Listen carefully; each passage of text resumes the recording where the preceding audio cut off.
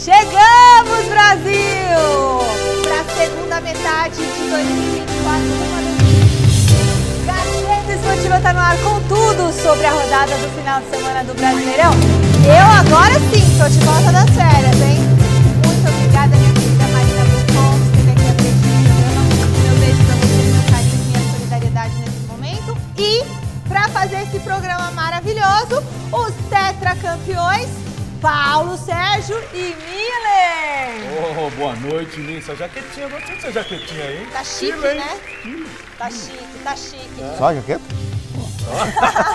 Viu como é que faz? Assim. Calma. Para nos abastecer com muitas informações, Thiago Salazar tá lá no Parque São Jorge para trazer a repercussão após a segunda vitória seguida do Timão. Agora sim, pintou o campeão. Agora sim, saiu da zona, entendeu? Pintou o campeão. Calma. Como diz o Ramon Dias, não vai barrar. Não vai, é isso aí. E no CCT da Barra Funda, José Paz está lá, trazendo as notícias quentinhas do São Paulo. Boa noite, Zé. Ainda temos informações do Palmeiras, informações do Santos, que está se preparando para entrar em campo logo mais. E a festa do Tetra do Brasil. Teve festinha no Rio de Janeiro. Pois é, a gente vai mostrar todos os bastidores pra você. Você que organizou a festa? Não fui eu não. Foi o Zinho, né? Zinho. Foi o Ricardo Rocha, o Jorginho e o Gilmar. Eu gosto de festa, hein? E teve festa. Bom, antes de tudo, se segura aí, faz o jantar. Dona Laura da Vila Formosa, prepara a janta aí pra família. E daqui a pouquinho a gente volta. Dicas? Tô com meu amigo. Bom, a gente está de volta e a gente está de volta com uma oportunidade para vocês. Estão abertas até o próximo dia 16 de agosto as inscrições para pós-graduação da Faculdade Casper Libero. São 4 áreas de especialização: jornalismo em plataformas digitais, marketing e publicidade em mídias digitais, comunicação organizacional e jornalismo esportivo. A Casper oferece os melhores professores do mercado, infraestrutura profissional de rádio e TV, melhor localização de São Paulo, na Avenida Paulista 900, e todo o prestígio de uma instituição com mais de 70 anos de tradição. Então aponte aí, ó, o seu celular no QR Code, tá ali em cima, ó, no cantinho da tela, para você ter todas as informações. Pós-graduação em comunicação é na Casper Libero. Avise aí o sobrinho, o filho, todo mundo da família, beleza? E você também quer fazer uma pós. Ontem nós tivemos um fenômeno no futebol brasileiro que não se repetia desde novembro de 22. O Corinthians ganhou a segunda partida seguida no Brasileirão. Pois é! E não foi uma vitória qualquer não, hein? Não foi uma vitória qualquer não, hein? Eu tô até de preto e branco, hein? Ah, mensagem subliminar aí. Foi um triunfo fora de casa contra o Bahia, que é um time super organizado, time que está nos primeiros lugares da tabela de classificação desde o início do campeonato. Bora ver como que foi esse jogo. O Corinthians, enfim, está fora do Z4 do Campeonato Brasileiro. O Timão enfrentou o Bahia lá na Fonte Nova e venceu pelo placar de 1-0. A equipe paulista começou a partida em um esquema de 3 zagueiros e com a estreia de André Ramalho lá no setor. E a atuação do Coringão na primeira etapa foi boa, viu? Tanto que, aos 36 minutos, o time visitante abriu o placar. Alex Santana desarmou Everton Ribeiro e serviu Yuri Alberto. O atacante fez lindo lançamento para Ángel Romero e o paraguaio, com muita categoria, fez o único gol do jogo.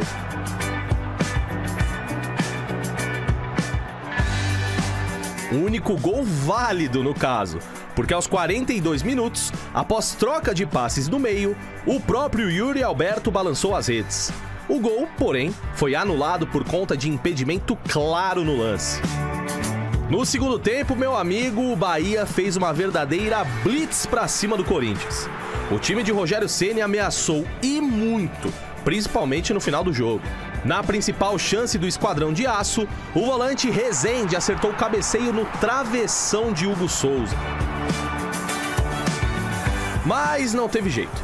Placar final, Bahia 0, Corinthians 1. Segundo jogo de Ramon Dias no Coringão, segunda vitória. Será que não vai barrar?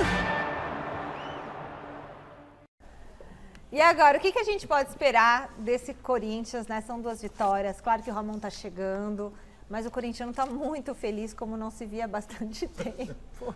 Mas não pode falar, fenômeno. Fenômeno, ganhou 2 seguidas, fenômeno. Calma, gente. Olha a situação, hein? Que situação? Olha que fase. Que expressão é? Bom, foi um jogo muito bem jogado pela equipe do Corinthians. O Ramon Dias montou uma equipe que ninguém esperava, né? O André Ramalho muito bem ali, a sua estreia. Gostei muito do Rian ali no setor de meio campo com o Alex Santana.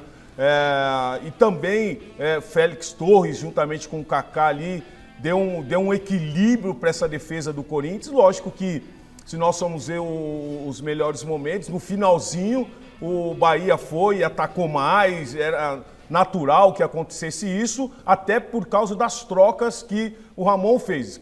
Coisas que eu manteria, lógico que o Hugo, eu acho que ele saiu machucado, o lateral esquerdo, e também o Mateuzinho também já estava jogando bem, aí ele colocou o Fagner, e o Fagner ainda precisa de ritmo de jogo, e aí entrou num momento muito difícil ali, numa equipe, contra uma equipe que trabalha muito a bola no setor de meio campo, né, jogador?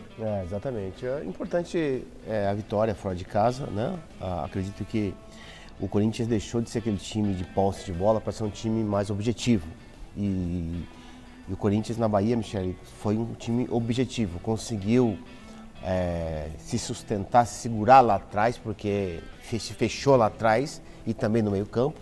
O Ramon Dias reforçou o setor defensivo e também o setor de meio campo para dar mais liberdade para os atacantes e para o Garro. Acredito que essa agressividade do time do Corinthians, né, tem que permanecer, não só nessas 2 vitórias. Vai jogar agora em casa, é importante o time manter, como diz na gíria, essa pegada, né? Sendo um time objetivo, sendo um time que cria mais oportunidades para poder vencer o adversário. Impressionante a mudança em 2 jogos. Bom, e essa vitória do Timão, a segunda seguida desde a chegada da nova comissão técnica, é o tema da nossa enquete do dia.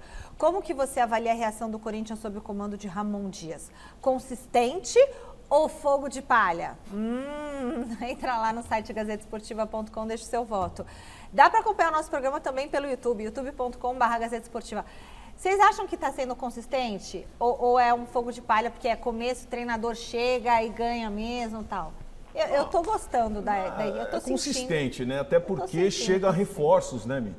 Chegou os reforços, jogadores mais tarimbados, jogadores mais fortes, jogadores que aguentam pressão. Então é lógico que agora ele precisa, e ele quer fazer isso com essa equipe do Corinthians, trabalhar mais com esses jogadores experientes, e esses jogadores mais jovens ele vai trabalhando durante a competição.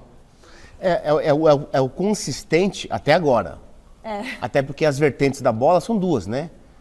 O lamento e a alegria, né? Então, já a próxima rodada se perde e aí a consistência cai por terra, quer dizer, então é importante... Vai fogo de palha. Exatamente, aí entra o fogo e a palha, quer dizer, então é importante, Michele, saber que eu sempre aprendi quando eu jogava bola que os treinadores antigos me diziam a mesma coisa, diziam, olha só, você é bom, então você tem que provar que é bom todo jogo. Todo jogo, né?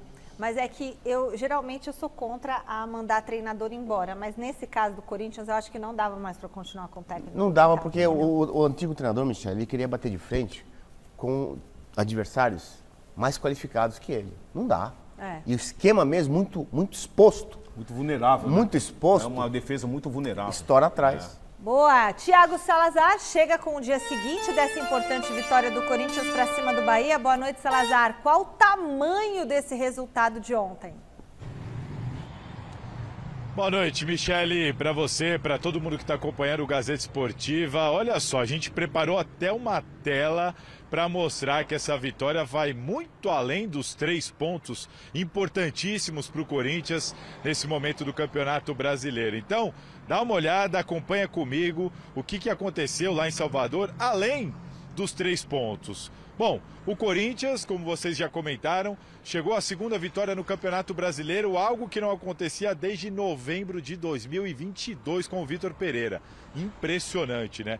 Além disso, foi a primeira vitória do Corinthians neste Campeonato Brasileiro como visitante. Até então eram 9 jogos e nenhuma vitória como visitante. Primeira vitória sem sofrer gol depois de 11 partidas sem sofrer gol. Foi o fim também de um tabu de 10 anos sem vencer o Bahia na Fonte Nova. Esse daí, confesso que nem eu tinha me atentado. Nas pesquisas que eu percebi, 10 anos sem vencer o Bahia na Fonte Nova. E o time saiu do Z4, saiu da zona do rebaixamento depois de 8 rodadas consecutivas ali, dormindo dentro dos 4 que podem ser rebaixados. Ou seja, como a gente intitulou aí, muito além dos 3 pontos, a vitória do Corinthians sobre o Bahia lá em Salvador. Bom, e o Emiliano, auxiliar do Ramon Dias, falou também sobre o sistema tático. Vocês estavam falando aí sobre a mudança do Corinthians, né? O Corinthians jogou com 3 zagueiros, o Wesley foi para o banco, 2 volantes, 1 meia, enfim, teve toda uma mudança de sistema tático. No primeiro jogo não foi assim, e nada garante que no próximo jogo ele vai repetir uma das 2 formações, porque o Corinthians, pelo jeito, não vai ter uma formação só não. Dá uma olhada. Nós não nos fechamos nunca em um sistema solo. Temos um patrão, temos um estilo, mas fechar em um solo sistema não. E estamos contentos. Temos 3 variantes e das 3 variantes sempre tratamos de sacar lo melhor para o adversário que a gente joga e a situação de todo o elenco que você tem à disposição. Bom, depois dessa coletiva, os jogadores também passaram ali para atender a imprensa, alguns jogadores, como é rotina, né? E o Kaká, ele mesmo, que aqui na Neoquímica Arena, na última partida, mandou a imprensa para aquele lugar, foi lá, passou, pediu desculpas para todo mundo, disse que se alterou e explicou que o recado, na verdade, não era para toda a imprensa, nem para quem cobre o clube, mas para um comentarista que é ex-jogador de futebol. Não quis falar o nome, né? Mas dá para imaginar.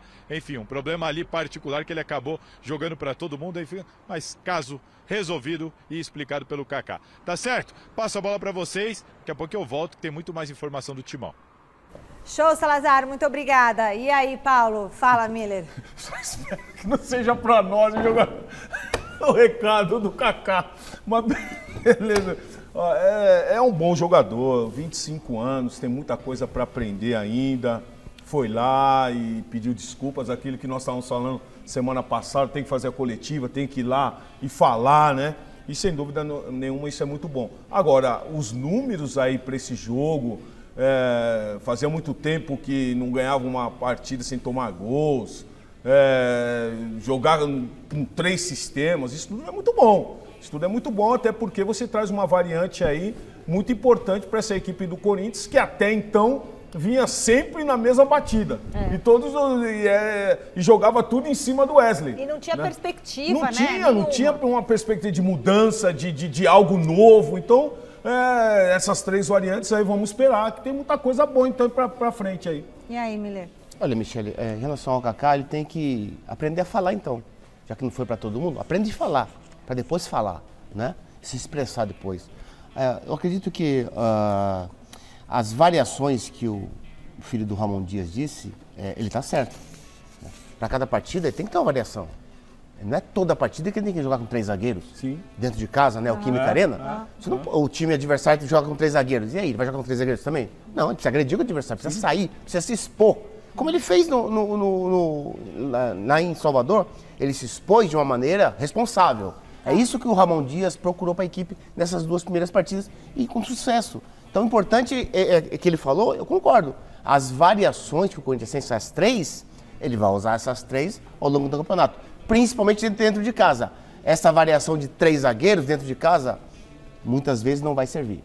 O São Paulo também jogou fora de casa nesse final de semana. Pegou o Juventude no estádio Mané Garrincha, em Brasília, e não passou de um empate sem gols. Pode rodar. O São Paulo visitou o Juventude lá no estádio Mané Garrincha, em Brasília, e ameaçou bastante no primeiro tempo. Dá uma olhada nesse chutaço do Luciano, que chegou a carimbar a trave. O André Silva também teve a chance de abrir o placar, mas nada feito.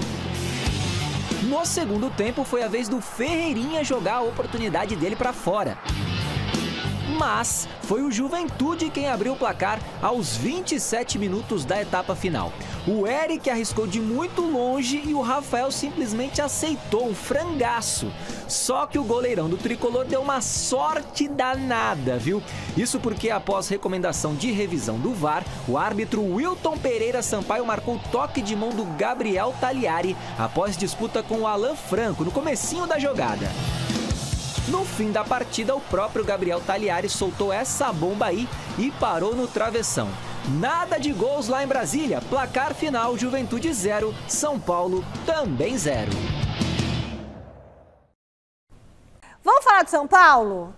O São Paulo perdeu a oportunidade de vencer essa partida, né? Que foi, Miller? Tá até assim, ó, baixou a cabeça. Que foi? Não, porque o jogo foi fraco tecnicamente, né? Independente do adversário, o Juventude é um adversário que está na metade da tabela por conta da poupança de vitórias que conseguiu com o Roger no comando. Agora, o São Paulo, é claro que era favorito, né? Tanto é que a torcida estava no maior número lá no Mané Garrincha. Acho que teve chances de fazer gol o São Paulo também como o Juventude, né, jogador? Os dois times tiveram chances para poder marcar. Sim. Mas se você vê no contexto de bola mesmo, nos dois tempos, jogador, a partida foi fraca. Muito então, fraca. O São Paulo não pode perder pontos assim, Michele, jogador, para adversários inferiores. Até porque o São Paulo estava no G4. Hoje, já está na 6ª colocação. Porque... saiu daquele conforto da frente, né? Exatamente. E agora o São Paulo terá, né, 3 partidas seguidas de confronto lá em cima.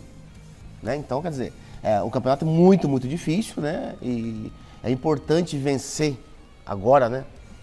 Quanto mais vencer, melhor. Porque quando chegar os mata-mata de Copa do Brasil e Libertadores, aí complica. E aí, Paulo? O cara, pra mim, é um jogador fundamental e fez falta, viu, o jogador? Sim. É um jogador de área, é um jogador que atrapalha a defesa adversária. E no primeiro tempo vi um jogo muito morno, um jogo onde com esse ataque do São Paulo, com o Lucas, com o Ferreirinha, com o Luciano, eu pensei que ia fazer uma pressão lá, André Silva, fazer uma pressão e não foi isso que nós vimos. Né? Muito pelo contrário, a equipe do Juventude jogou para cima. Não foi uma equipe que jogou por uma bola, não. Foi uma equipe que partiu para cima, teve as suas chances, ainda mais no finalzinho do jogo. Quase o São Paulo podia perder o jogo, essa bola aí também. Agora, perdeu 2 pontos aí, importantíssimos, até porque se você olhar para a tabela embaixo tem o Cruzeiro com 17 jogos, um jogo a menos. Na frente você tem o Fortaleza, então não foi um jogo legal, não. Beleza, e o José Paes está lá no CCT da Barra Funda com informações quentinhas do São Paulo. Boa noite, José Paes. O Luiz Ubeldia conseguiu ser suspenso de novo? Pois é, minha querida Michele Gianella, beijo grande pra você, abraço aí pra geral que tá acompanhando o Gazeta Esportiva nessa segundona. Conseguiu, minha amiga, conseguiu. O Luiz Ubeldia, pra você que tá assistindo a gente aí ter uma noção, ele já tomou 8 cartões amarelos pelo São Paulo só no Campeonato Brasileiro, são 11 ao todo. O Zubeldia comandou a equipe do São Paulo no Campeonato Brasileiro em 13 partidas, vai cumprir mais uma vez uma suspensão automática agora contra o Botafogo, jogo importante nessa quarta-feira no estádio do Morumbis, jogo do São Paulo contra o líder da competição. Ele toma o 3º cartão amarelo contra o Juventude, 3 cartões seguidos em partidas aí do Campeonato Brasileiro, não vai poder ficar ali no banco de reservas comandando a equipe. Então vamos escutar o que o Luiz Ubeldia falou exatamente sobre isso, sobre a arbitragem aqui no Brasil. Será que estão pegando no pé do homem? Vamos conferir o Zubeldia aqui no Gazeta Esportiva. Hay situaciones que acontecen que yo no... Me tiene sorprendido. Porque una cosa es ser el árbitro, es hacer justicia dentro del juego, otra cosa es ser autoritario, ¿viste? Seguida no contemplar algunas situaciones que son normales en el fútbol. Y eso me tiene sorprendido aquí, me tiene sorprendido, ¿viste? No creo que sea algo personal, Lo único que yo voy a seguir diciendo, yo vengo de visitante acá, no a pasear, yo vengo a ganar. Y se lo digo a mis jugadores. Y vamos de local y juego el partido local como si fuese el último. y juego con Juventud acá, y si tengo que meterme y hacer la seña que hice, porque lo siento así el fútbol. Tá então a palavra do Zubeldia aqui no Gazeta Esportiva. Então o São Paulo, que deve ser comandado pelo Maxi Cubeiras, o auxiliar do Zubeldia na partida contra o Botafogo, que, repito, acontece na próxima quarta-feira lá no estádio do Morumbis, às 19h mais 30. Sobre Rames Rodrigues, temos que falar aqui no Gazeta Esportiva. A novela está se encaminhando para os seus capítulos finais, Michele. Eu já vinha dizendo aqui na semana passada, Rames Rodrigues não vai mais jogar no São Paulo, não vai mais atuar com a camisa do tricolor.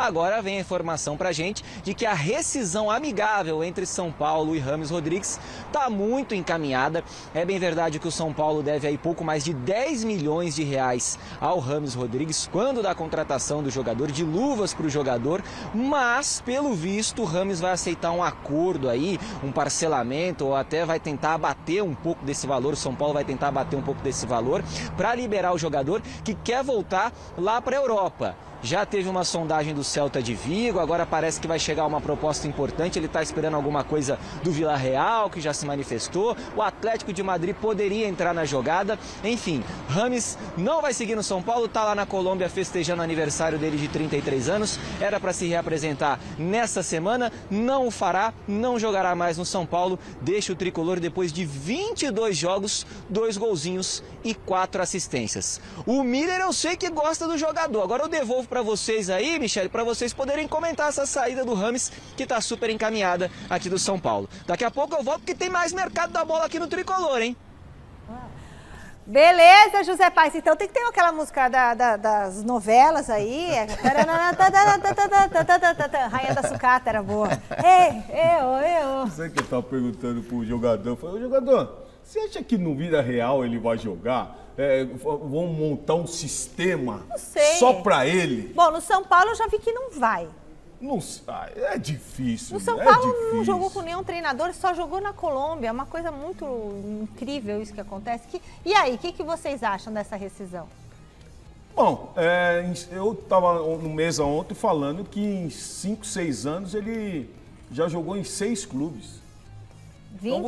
Então em 6 anos. Jogou em quanto? Em 6 clubes. Ou seja, um por ano. É muito. Algum problema tem. Ou o problema está no clube ou o problema está com ele. Né? Então, nós vimos aí que realmente ele não quer mais jogar no São Paulo. Até porque não se apresentar, não vir para São Paulo, não falar com os dirigentes, até com o treinador. Para mim, isso daí, o jogador quando não quer, deixa embora. Eu acho que trabalhar com má vontade é complicado, hein? E aí, Miller, o que você acha? Você sempre defendeu o Rames, né? Sim, mas eu penso diferente um pouco do jogador, porque o que ele falou é verdade sobre o passado do Rames, né? Mas também a gente tem que ver que o presente dele na Copa América foi muito bom, né? Sim, foi considerado o melhor jogador da Copa América, não é para qualquer um, né? Até pelo talento que ele tem, que ele possui, e o esquema que o treinador montou para ele. Tanto é que o treinador falou isso exaustivamente, né? Por isso que eu achava que ele poderia ter tido mais chance no São Paulo. Ponto, é isso. Então, de qualquer maneira, eu desejo boa sorte ao Rames. É claro que ele vai chegar num acordo, até porque ele é um jogador milionário, não precisa disso e vai. Bom, direto e reto para a nossa redação de esportes, para saber as novidades do Palmeiras com Felipe Leite. Boa noite, Fê. Como é que está a situação do técnico Abel Ferreira para a montagem do time para os próximos jogos, hein?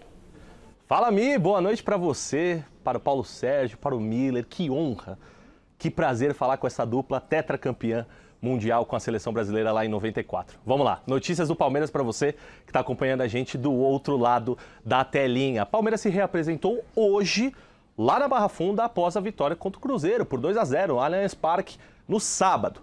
E aí vamos lá, a Abel Ferreira conta com uma notícia boa e uma notícia ruim, ou melhor, duas notícias ruins. Notícia boa. Richard Rios voltou a treinar com o elenco, ele estava com a Colômbia na Copa América, foi um dos destaques da Colômbia na competição continental, inclusive, informação do nosso querido Lucas Passoli, Palmeiras está ciente do frisson que o Richard Rios está causando no mercado europeu, mas vai segurá-lo até a disputa do Mundial do ano que vem. Richard Rios, portanto, voltou a treinar com a equipe, deve estar à disposição contra o Fluminense, Mas, por outro lado, Abel Ferreira não poderá contar com Mike, que sofreu um edema na coxa direita, e também Murilo, que sofreu um entorse no tornozelo direito durante a partida contra o Cabuloso, reitero, vencida pelo Palmeiras por 2-0. Então, Palmeiras se reapresenta com 2 desfalques, com um reforço, e a partir daí, no material que o Verdão soltou para a imprensa nesta segunda-feira, de divulgação do treino, como é que foi a atividade, o escolhido para conceder entrevista foi Dudu.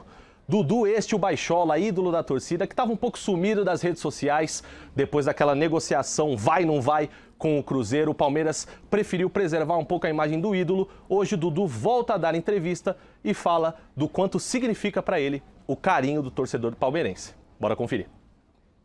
E infelizmente teve essa contusão que deu um pouco aí um passo para trás aí um pouco nos meus jogos, na minha vida aqui dentro do Palmeiras. Mas agora eu pude voltar a jogar de titular. Agradeço o carinho da torcida que tem feito por mim nesse meu retorno, né?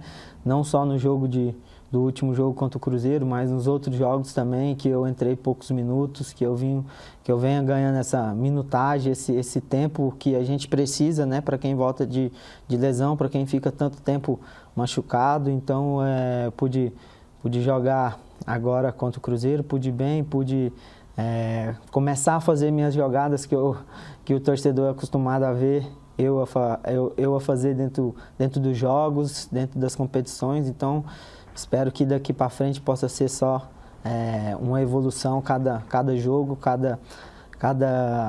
a cada lance, a gente ganhar essa confiança para a gente voltar a ser aquele Dudu que todo mundo conhece, que todo mundo sabe que eu posso produzir dentro de campo. Tá aí então, Mi. Essa é a declaração do Dudu. Será que ele vai pintar no time titular do Palmeiras contra o Fluminense? A ver. Lembrando, Mike, Murilo são adições novas ao DM, que já contava com Bruno Rodrigues, Estevão e Piquerez. Volto com vocês do estúdio. Valeu, Feleite, sempre brilhante aqui no Gazeta Esportiva, ó, garoto Casper Líbero, hein? Garoto Casper Líbero, é de Santos, a família dele. Cria da casa, ex-aluno da Casper, fez estagiário no nosso site gazetesportiva.com e tá com a gente aqui na TV. E aí, do que vocês têm para falar do Dudu? Bom, Dudu, sem dúvida nenhuma, é um jogador que qualquer time quer. E ele tá motivado, gostei do jogo dele, contra o Cruzeiro, muito prestativo, voltando para marcar, fazendo as jogadas individuais. Sem dúvida nenhuma, é um jogador que precisa, como ele mesmo mencionou, precisa ritmo de jogo. Agora, Mike se machucou, você tem o Jai, Marcos Rocha, e lá atrás também o Murilo se machucou, você tem o Kaique Naves, você tem o Vitor Reis. Assim tá bem, beleza. Beleza pro pai do Palmeiras, pro Abel. Mas é importante dizer, Michele, que com a contusão do Estevão, o Abel deve permanecer com esse trio de ataque, né? O Dudu, o Flaco Lopes e o Felipe Anderson, que joga muita bola. Lembra que eu te falei aqui? É questão de tempo ele ser titular. Porque não tem jeito de ele ficar no banco. Ele joga muito, muito, muito. Então, essas 2 partidas que ele entrou, Felipe Anderson, né? Claro, mais 3, 4 partidas, ele e Dudu estarão no ritmo muito bom. Bom, a tabela... Há 30 anos o Brasil se emocionou com a conquista do tetracampeonato mundial. Vocês lembram? É tetra! É tetra! E para comemorar esse aniversário, rolou um jantar entre os campeões no Rio de Janeiro. O nosso repórter José Paz esteve lá e ele conferiu, conversou com muita gente bacana. Dá uma olhadinha.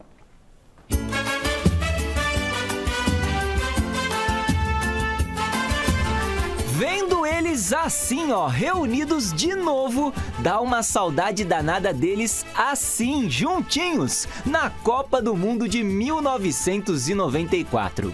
E dá-lhe Bebeto e Romário! Para muitos tiveram outra dupla melhores. Eu posso afirmar que foi a maior dupla de todos os tempos do futebol mundial. Eu falo por mim. Desculpa a expressão, aquele que Aqueles que não acham. Há pouco mais de 30 anos, a nossa seleção conquistava o tetracampeonato mundial de futebol. E para comemorar essa baita data histórica, muitos dos jogadores daquele grupo se reuniram para um jantar no Rio de Janeiro, organizado pelos próprios campeões do mundo. Quem deveria fazer isso era, sem dúvida nenhuma, todo mundo sabe, não precisa nem falar, né? Era a CBF, né? Que lembrasse da gente, né? Que eu acho que se estão ali é por causa da gente, né? Aquela geração de 1994 precisou subir muitos degraus para conquistar a Copa do Mundo lá nos Estados Unidos. Eram 24 anos sem um Mundial para a nossa seleção brasileira. E agora, na Copa de 2026, por coincidência também nos Estados Unidos, a nossa seleção vai completar de novo 24 anos sem uma Copa. A última vez que o Brasil ganhou um Mundial foi lá na Coreia e no Japão, na Copa de 2002. Existe algum tipo de mensagem que você pode passar para esse grupo que está sendo agora liderado pelo professor Dorival? Em primeiro lugar, eu acredito no Dorival, acredito nos jogadores. E nada disso que está acontecendo na Copa América me abate. Continuo aí confiando no Dorival, espero que ele escolha, vamos dizer assim, faça uma melhor escolha nas próximas convocações. E por que não dar, assim, um pouco mais de oportunidade a alguns jogadores que têm jogado aqui, jogam aqui no Brasil. Acaba uma Copa América, os caras já apostam, eu já tinha falado isso lá em 2014, os caras apostam foto em Ibiza, foto aqui, foto ali, como se nada tivesse acontecido. Se você não sente a dor da derrota, você não tem condições de se alegrar na sua vitória. O que falta para a safra de hoje conseguir repetir o sucesso dos ataques antigos da seleção brasileira? Fazer gol, pô, os caras não fazem gol. Cresçam vocês dentro de campo com a derrota, como foi a gente. Esqueçam família, todo mundo tem família e gosta. Eu faria tudo de novo para ser campeão do mundo. Vocês foram massacrados, a gente foi o triplo. O Zinho deu uma entrevista e falou, eles caras estão massacrados, eles não viram a gente, porque só Deus sabe o que a gente sofreu. Você acha que hoje o Neymar é preciso que a seleção jogue para ele em dado momento se a gente quiser ser campeão mundial de novo? Cara, a história do futebol, das seleções campeãs, ela tá aí. 70 foi o Pelé, em 94 foi o Romário, 2002 foi o Ronaldo. E se não jogarem pro Neymar, o Brasil não vai ser campeão, assim, simples assim. Já disputou 2 ou 3 Copas e não jogaram para ele. Enquanto não jogar para ele, enquanto não entenderem que ele que é o cara da diferença, vai continuar. Eu acho que sim, o futebol brasileiro é maravilhoso. É que a gente é muito exigente. A gente quer sempre que o time ganhe, dê goleada. Se você olhar a qualidade do nosso time, ele não fica a dever nada a nenhuma equipe do futebol mundial. Se o futuro em 2026 vai repetir o passado de 1994, isso só o tempo dirá. Mas não restam dúvidas de que o Brasil inteiro está prontinho para acelerar com a nossa seleção. Dormir, no dia nascer feliz. Essa é a vida que eu quis. O mundo inteiro acordar e a gente dormir.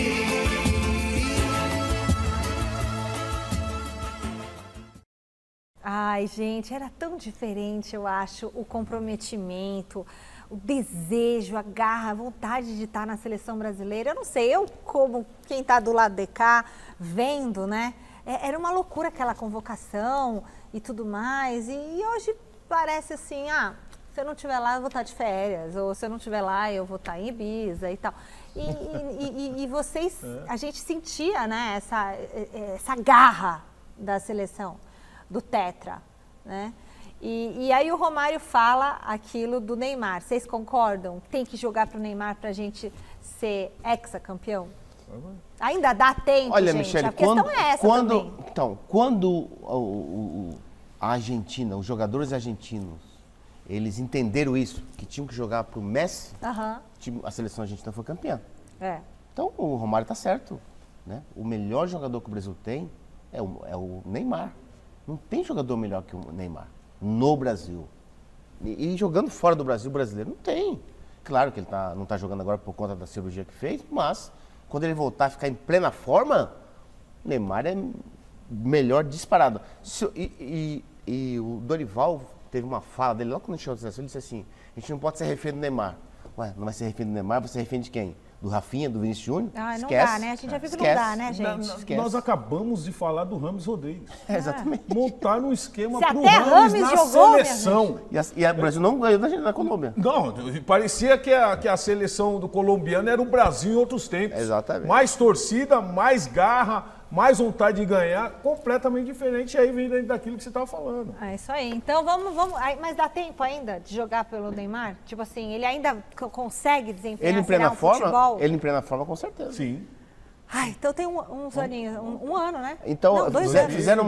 Fizeram uma outra pergunta também pro Romário, né? Pro Jorginho, pro Bebeto. Pô, os jogadores agora não estão sendo massacrados, tá? Poxa. É verdade, isso Michele, a gente lembra. A única cidade, lembra? A única cidade que foi em Recife, que a gente foi abraçado. Mas as outras, São Paulo, Rio, tudo a gente foi vaiado o tempo todo. É, muito bom, é isso daí, a gente lembra disso. O Paulo até comentou isso no Papo de Campeões na época do programa dele. Você falou muito isso também, Miller, na gravação do programa. Salazar, já tem 1 mês e meio que a VaiDebet anunciou a rescisão com o Corinthians. Tem alguma novidade sobre algum novo patrocínio master do Timão? Como é que tá essa situação? Olha, Michele, parece que agora vai, viu? A apuração que a gente tem é que o Corinthians está muito perto de assinar com outra bet, com outra casa de apostas, é a Esportes da Sorte. A apuração aqui, nossa, da Gazeta Esportiva é a seguinte: esse contrato ainda não foi assinado, mas está muito bem encaminhado. O clube trabalha com a possibilidade de fazer um anúncio oficial essa semana ou já na próxima semana. É um contrato que vai ter duração de 36 meses a partir da assinatura, ou seja, ele pode se estender aí além de 2026, quando vai acabar o mandato do Augusto Melo. Esse contrato não vai ter um valor fixo, ele vai ter um valor mínimo garantido para o clube e algumas bonificações. Bonificação por cadastro de torcedores que se cadastrem nessa bet, nessa casa de apostas. O Corinthians recebe bonificação por isso. Vai ter uma bonificação para uma contratação de impacto. Uma contratação de impacto de algum jogador midiático. Não vai ser o Balotelli, mas vai ter no contrato, sim, uma cláusula lá que prevê uma bonificação dessa empresa para ajudar o Corinthians nessa contratação. Então a gente vai ter que aguardar. Ainda não tem o nome de um jogador escolhido, mas é algo que o Corinthians vai ter aí como auxílio para fazer uma grande contratação. É um patrocínio que vai contemplar o futebol masculino, o futebol feminino, além de algumas outras demandas, e os valores são guardados em sigilo. A informação que eu tenho é que eles serão crescentes ano a ano e que eles talvez sejam um pouquinho abaixo do que pagava a VaiDebet. Mas se você for pensar na multa e tudo mais que o Corinthians deixou de receber, vai acabar saindo praticamente elas por elas, ou seja, um contrato importante para o Corinthians que está muito perto de ser assinado. E tem essa novidade aí, de uma ajuda para uma contratação de impacto, Michele. Essas são as informações desse novo provável parceiro do Corinthians, que chega para ajudar o time que saiu da zona do rebaixamento. Quinta-feira pega o Grêmio, 8 horas da noite na Neoquímica Arena, sem o Alex Santana e sem o Gustavo Henrique, ambos suspensos. O Alex Santana tinha recebido cartão lá contra o Atlético Paranaense, por isso vai ter que cumprir suspensão.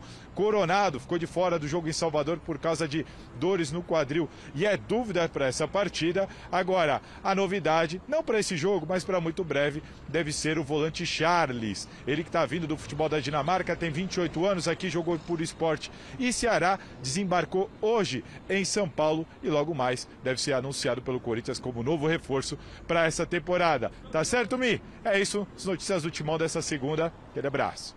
Salazar, não vai embora não. No pique, que a gente está super corrido aqui. Miller, tem uma pergunta para o Salazar, você quer saber? Se o Salazar tem essa informação, se tem um valor inicial fixo que essa nova patrocinadora vai pagar o Corinthians, né? Tem algum valor dessa patrocinadora Master, Salazar, assim, algum no pique? Vai ser mais ou menos uns 100 milhões por ano, assim, tentando arredondar, porque o valor não é fixo e nem é igual todo ano. Mas dá pra gente falar que é mais ou menos isso, tá certo? Não esse ano. Esse ano, como a gente tá em julho, vai ser bem menor, claro.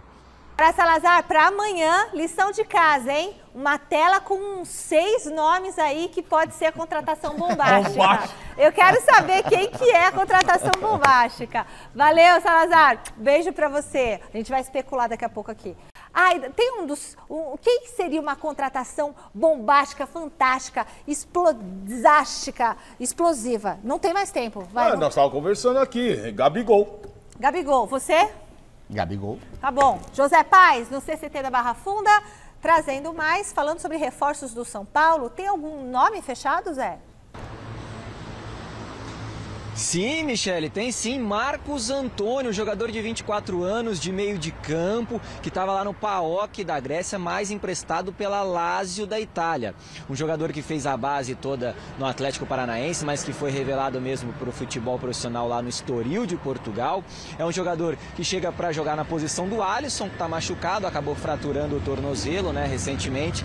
Deve perder o restante da temporada. Um jogador que estava super encaixado nesse time do São Paulo, mas que se machuca, e o São Paulo foi ao mercado para contratar um jogador, e o Marcos Antônio então está com tudo certo. Jogador de 24 anos, desembarcou ontem no Brasil, e a expectativa é de que ele até viesse hoje aqui no CCT da Barra Funda para acertar toda a sua situação, assinar contrato e ser anunciado então oficialmente pelo São Paulo. São Paulo que também está atrás do Maurício Lemos, zagueiro de 28 anos, uruguaio, lá do Atlético Mineiro, está tentando um empréstimo por uma temporada. Com o Marcos Antônio é um empréstimo de uma temporada até o meio do ano que vem. O negócio com o Maurício Lemos, zagueiro, nos mesmos moldes. O São Paulo tentando a liberação do jogador junto ao Atlético Mineiro. Ele teve uma fase boa com o Felipão, chegou a ser titular, mas aí o Galo agora contratou Júnior Alonso, Lianco, e ele perdeu espaço. E em relação ao Thiago Mendes, negociação segue travada do mesmo jeito. O Al Rayyan lá do Catar segue fazendo jogo duro. São Paulo que ofereceu um pouquinho mais de 7 milhões de reais para contratar, para contar com esse jogador já agora em 2024. Então devolvo para você aí, Michele, o São Paulo se movimentando nos bastidores, hein? Beijo grande. Valeu, Zé. Beijo para você. Tá certo, São Paulo, né?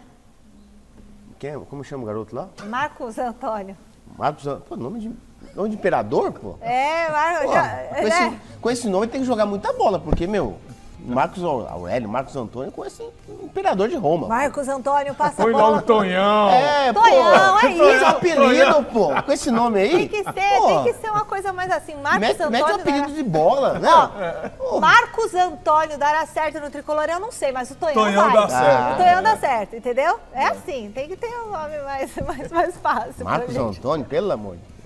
Bom, é para dar enquete? Ah, não, agora é a agenda da semana que está movimentada, pessoal. Daqui a pouquinho o Santos recebe o Coritiba na Vila Belmiro pela 17ª rodada da Série B. Tinha que ter música, hein?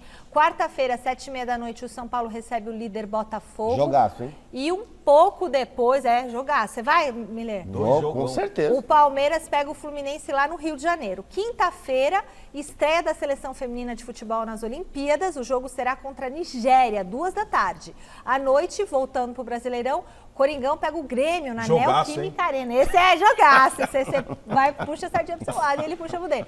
Na sexta-feira, rola a cerimônia de abertura das Olimpíadas de Paris. No sábado, Brasileirão de novo, porque o Verdão recebe o Vitória no Allianz Parque.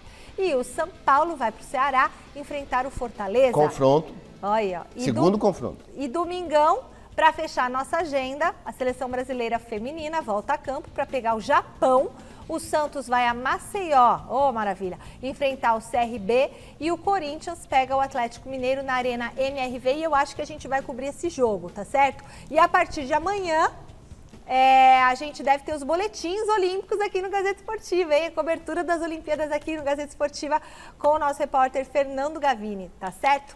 Agora na tela para você, o provável time que o técnico Fábio Carille vai colocar em campo logo mais às 8 da noite para encarar o Coritiba na Vila Belmiro. Gabriel Brazão no gol, JP Shermont, Gil, Jair Paula e Escobar na linha defensiva, João Schmidt, Diego Pituca, Serginho no meio de campo, Otero, Guilherme e Júlio Furch no ataque.